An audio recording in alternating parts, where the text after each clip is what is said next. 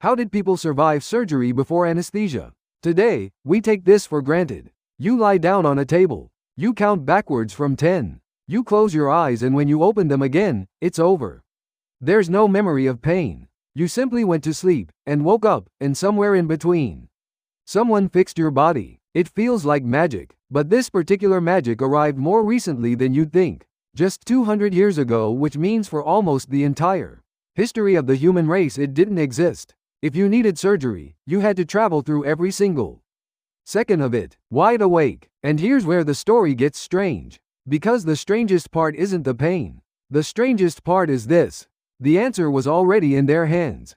It had been, for a very long time. They just didn't know it was the answer. Stay with me on this one. By the end, I think the back of your neck is going to feel a little cold. So let's start by clearing up the thing everyone gets wrong. Most people picture it like this. Come on, they must have had something. Get the patient drunk, or just knock them out cold. We've all seen the movies.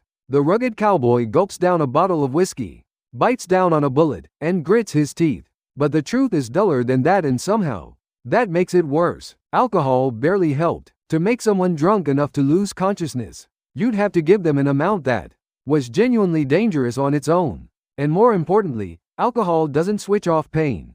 It just blurs the mind. Herbs were the same story. Old records do mention recipes mixing things like poppy or mandrake, but the effects were wildly unpredictable. And if you got the dose even slightly wrong, the patient never woke up again. The remedies that actually worked were the same ones that could reliably kill you. So patients were, for all practical purposes, fully aware. Which raises a question. What was the single most valuable skill a surgeon could have back then? A delicate touch? Deep medical knowledge? No. It came down to one thing. Speed. The faster the surgeon, the better the surgeon. Less time for the patient to endure. And the less time it took, the better their odds of surviving it.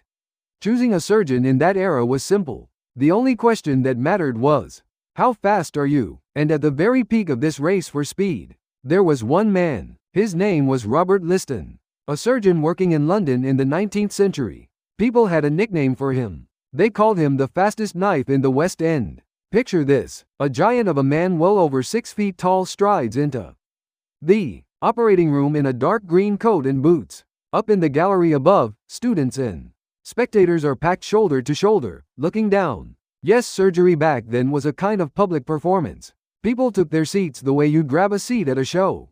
And they watched. Liston would take his position, turn to the gallery, and call out, or so the story goes, "Time me, gentlemen. Time me." And the crowd would pull out their pocket watches. Then, the moment it began, it was already ending. The time he needed to deal with a leg? Somewhere around 2.5 minutes. Sometimes much less. There are even stories that, to keep both hands free, he'd hold his tools clenched in his teeth. In that age, this was what greatness looked like. Fast, dramatic, and met with applause. But there was a darker side to all that speed. There's a tale told about Liston that's so dramatic it became famous precisely because of it.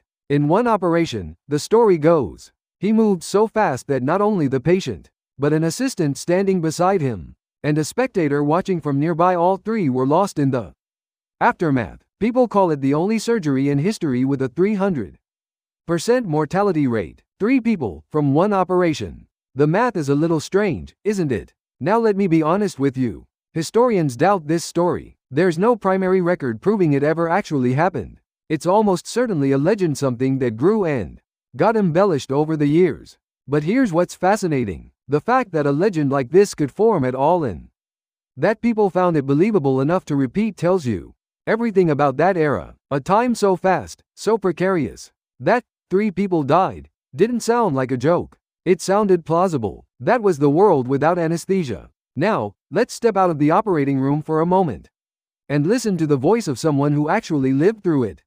There was a writer named Fanny Burney. In 1811, she needed surgery to remove a growth from her body. There was, of course, no anesthesia. She had to pass through the entire thing, from beginning to end, with a perfectly clear mind. And she was a writer, which means we ended up with something almost no one else left behind, a record of that day. She later wrote down what she had been through, in a letter. Every word of it still sits heavy on anyone who reads it. She wrote that she could not forget a single moment of it. By now you're probably thinking how terrible. But there was nothing they could do, right? There was no answer. And right here at exactly this point the real twist begins. Remember what I said at the start? That the answer was already in their hands. Here's what that means. Decades before Fanny Burney had to endure her surgery. Wide awake, a certain gas had already been discovered. This was back in the late 1700s. Breathe in this gas, and you feel light, you can't stop laughing.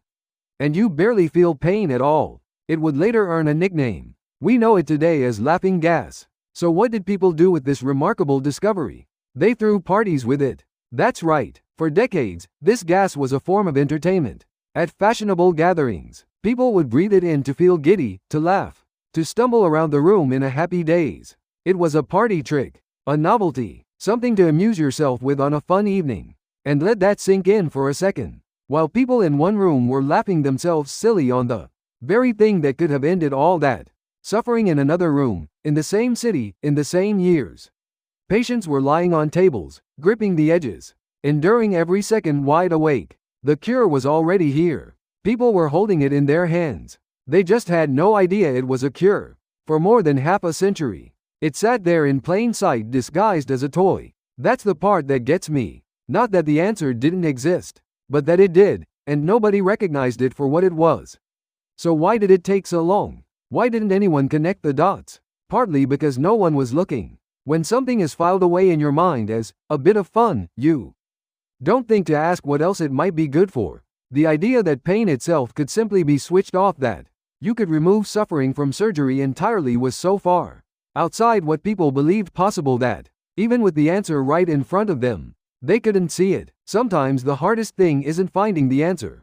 It's recognizing the answer you've already found. And then, finally, someone did. The year was 1846. In the United States, a dentist gave a public demonstration, showing that a substance could be used to make a person feel nothing during an operation. Word crossed the ocean. And later that same year, in December, Robert Liston, the fastest knife in the West End, stepped into his operating room to try it for the first time. His patient was a man named Frederick Churchill, who needed an operation on his leg. But this time, Liston didn't grab his knife and ask to be timed. This time, he turned to the gallery and said, "We are going to try a Yankee dodge today, gentlemen.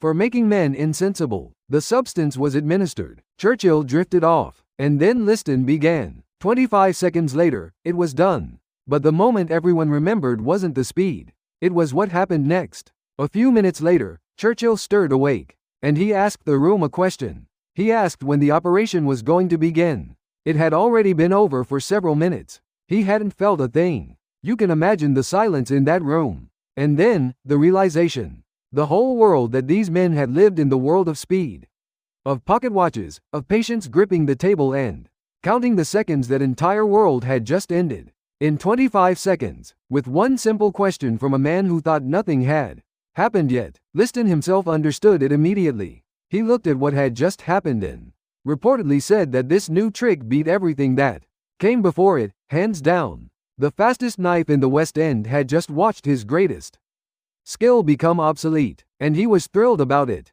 because speed had never been the point. Ending suffering was. Which brings us back to where we started. Today, you lie down, you count backwards, you close your eyes, and you wake up to a fixed body and no memory of pain.